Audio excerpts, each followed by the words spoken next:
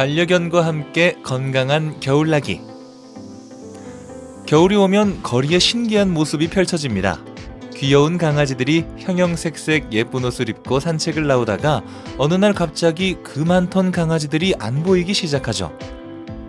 친구들, 오늘은 산책 안 하는 거야? 이불 밖은 위험해. 헐. 안녕하세요. 온천동 강코코입니다. 찬바람이 불기 시작하면 걱정이 많아지시죠? 날씨가 추운데 산책을 나가도 괜찮을지, 산책을 나가지 않으면 반려견이 섭섭해하지는 않을까, 강아지가 불편해하는데 옷을 입혀도 괜찮은지, 추위 속에서 산책을 하다가 감기에 걸리거나 관절에 무리가 가지는 않을지 하고 말이죠. 저도 많이 하는 고민이랍니다. 그래서 오늘은 반려견과 함께 건강한 겨울을 보낼 수 있도록 영상을 준비했어요. 사랑하는 강아지를 위한 월동 준비 영상 시작하겠습니다. 추운데 강아지 산책해도 괜찮은 거야? 반려견을 장수하게 하는 좋은 습관은 즐거운 산책이 첫 번째라고 말씀드렸었죠? 겨울이라고 해서 다르지 않습니다. 강아지들은 산책을 하지 않았을 때 왜 안 나가는지 이유를 몰라요. 비가 오는지 눈이 오는지 추운지 더운지 말해줘도 모르죠. 일단 밖에 나가서 직접 날씨와 마주하게 해주셔야 합니다. 날씨가 많이 춥고 바람도 많이 불어서 강아지 스스로 산책하기에 어려운 날씨라면 따뜻하게 품에 안고 걸어주세요. 유모차를 활용하는 방법도 있겠죠. 마음껏 뛰면서 산책할 수는 없겠지만 잠시나마 바깥바람을 쐬고 냄새를 맡으며 기분을 전환하게 될 거예요. 추운 날씨에 견딜 수 있도록 옷은 입혀주는 것이 좋습니다. 개는 털이 있는데 옷은 왜 입혀? 풍성한 털을 가진 강아지라고 해도 추위로부터 완전히 자유로울 수는 없어요. 피부가 직접 노출되어 있는 사람보다 추위에 강한 것은 당연하지만 강아지도 추위에 떨고 힘들어한답니다. 강아지의 종이나 크기, 털의 상태, 키우는 환경에 따라 추위에 대한 적응의 정도는 다릅니다. 가정에서 키워진 만큼 추위에 내성이 없는 경우가 대부분이죠. 피부질환이나 미용의 이유로 털을 깎은 경우라면 더욱이 옷을 입혀줘야 합니다. 물론 옷 입히기 쉽지 않으시죠? 본능적으로 옷을 입는 것에 거부감이 많기 때문에 입기 편한 옷으로 조심스럽게 입혀주세요. 입기 싫다고 도망치거나 발을 구르더라도 짜증내지 마시고요. 얼마나 추워야 강아지한테도 추운 거야? 강아지가 추위를 느끼는 온도에 대해서 정리된 표를 같이 살펴보실게요. 미국 터프츠 수의과 대학에서 발표한 추운 날씨 안전지표 및 가이드라인입니다. 3.7kg인 코코를 기준으로 표를 설명드리면 코코는 제일 왼쪽 소형견에 속하죠. 소형견의 경우 영상 10도 이하라면 옷을 입히는 것이 좋고 영상 4도 이하의 날씨라면 반드시 옷을 입혀야 한다고 볼 수 있겠죠. 영하 1도 밑으로 떨어진다면 옷을 입더라도 야외 활동을 조심스럽게 해주어야 하고요. 영하 4도보다 춥다면 야외 활동을 하지 않는 것이 좋겠습니다.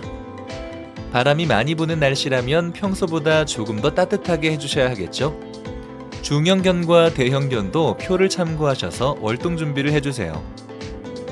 겨울철에 특별히 조심할 것은 뭐가 있을까? 여러 전문가들이 겨울철 산책의 위험성을 경고합니다. 반드시 해야 하는 산책임에도 불구하고 조심하지 않는다면 하지 않는 것만 못하죠. 추운 날씨에 움츠러드는 것은 사람만이 아닙니다. 강아지도 추위에 움츠러들고 활동성이 감소합니다. 평소라면 자연스럽게 지나갈 수 있는 미끄러운 곳에서 관절을 다치기도 하죠. 디스크나 척수 공동증과 같은 신경계 질환이 있는 경우에는 병증을 악화시킬 수도 있습니다. 무엇보다 위험한 것은 눈이 오면 바닥에 뿌려지는 염화칼슘입니다. 눈이 오거나 바닥이 얼어 있다면 되도록 산책을 안 하는 것이 좋겠죠. 심지어 염화칼슘까지 바닥에 뿌려져 있다면 피하시는 것이 상책입니다. 염화칼슘이 왜 위험한 건데? 여기까지 시청하셨는데 구독을 누르지 않으신 것만큼 위험합니다. 염화칼슘은 눈이 오거나 바닥이 얼었을 때 미끄럼 방지를 위해 바닥에 뿌려주는 화학약품이죠. 염화칼슘은 물과 반응하여 열을 방출하고 그 열이 주변 온도를 상승시키는 연쇄 반응으로 얼음을 녹입니다. 강아지가 염화칼슘을 밟으면 화학 반응을 일으켜 발바닥을 뜨겁게 하고 피부에 화상을 입히죠. 겨울이 오면 생각보다 많은 강아지들이 화상을 입고 병원을 찾습니다.